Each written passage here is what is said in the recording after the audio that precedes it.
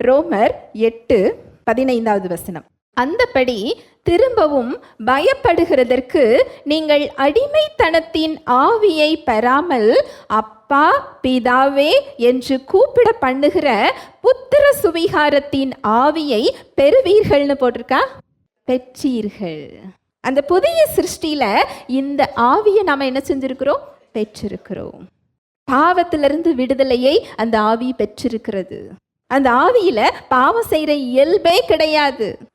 நம்மை அவர் மன்னித்து ஏற்றுக்கொண்டதினால், அவருடைய பிள்ளையாய் மாற்றிக்கொண்டதினால் அவர் பாவத்தோடு காம்ப்ரமைஸ் பண்ணிக்கல.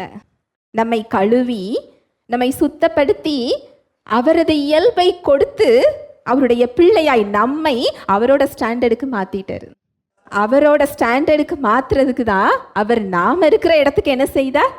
இறங்கி வந்தார். இதுதான் சுவிசேஷம். இதுதான்